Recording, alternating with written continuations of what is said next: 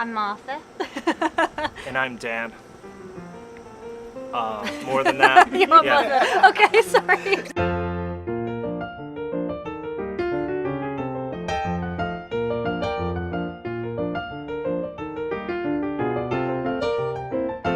I'm what I'd call myself co-founder and brewer. I'm co-founder and assistant brewer and other things. Everything that I don't Everything else. Everything that doesn't happen in the brew house. Starting the mash in. There's like a grain elevator here. It brings the grain up to the top and it slides down the chute where there's a ring of liquor that's gonna hit it to hydrate it, and then it's gonna all end up in here. And it's 3,327 and a half pounds. We met at Nearax, which is an English-style beer festival in Somerville, and I was working at Harvard, and I dragged my roommates to this event because I really wanted some British beer. And I walked in, and there was just a sea of like bearded men, and pretty much no other girls. And my roommates had like one beer, and they were like, "We're leaving," but I stuck it out, and I met Dan, and that was what I got out of it. A few good pints and a husband. Yeah, that's pretty much how I remember it. It's 4 a.m. We're just getting going. It's about 8 hours for half of the batch, and then they overlap in the middle. We're hoping to be out of here in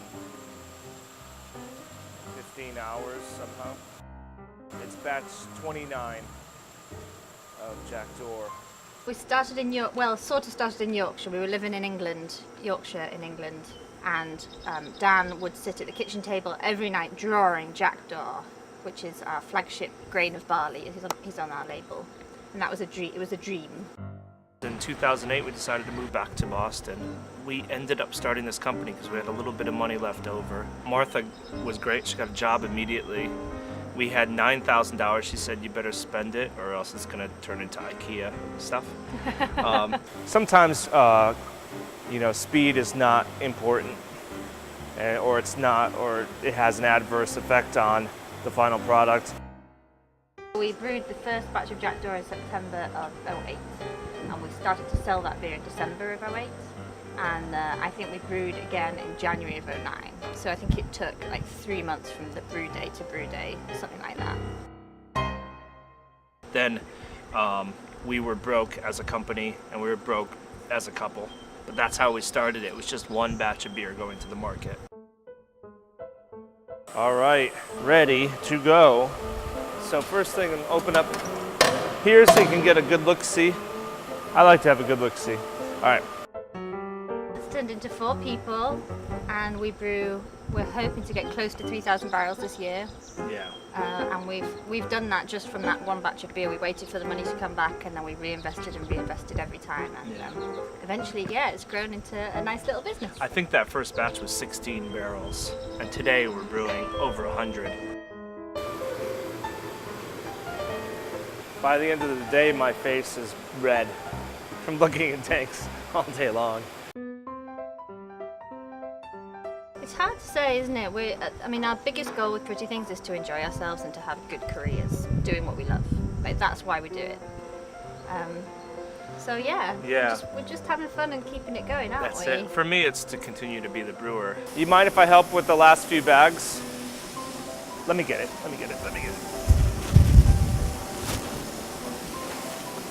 I said it wouldn't be fair if he used any of this footage, because I just came in at the last second. So I told him. No, I know there could be none of you, just me. Thanks for helping me today, Martha. The breweries will open, and the brewer ends up becoming like a spokesperson and can't brew anymore, and they hire someone else to do that. We have 4 different yeast strains. 2 of them are Saison strains, and 2 of them are Belgian strains. Sort of more workhorse. We call them workhorse strains. So this is one of our Saison strains right here. We don't give our recipe to someone else. We're not standing next to the brewer while they're making the beer. It's our thing. We can make the mistakes that we love to make all the time. The inspiration for Jack Door, it's to make a beer that I will be happy to brew for the rest of my life. When I was in England, I had a lot of ideas about beer, and Martha and I drank a lot of Saison Dupont. We dreamt of this beer that was the quintessential beer, which to me means any level of beer drinker can drink it in any sort of experience, whether it's with fine dining to dive bar to, I mean, every situation, picnic.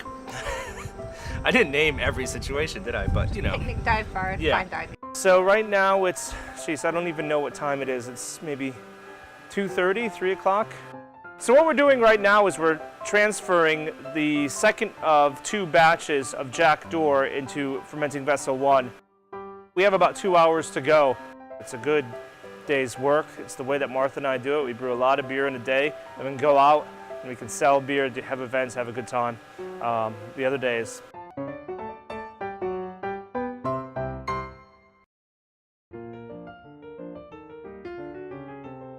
I enjoy going out and talking to people and drinking beer, but it's not the reason why I'm in this business. That's to make beer. So we want to continue to keep it small enough that I make, if not all of the beer, the vast majority of the beer. It's taken a long time for people to figure out how to sell good beer. And in the meantime, I think beer drinkers have caught up.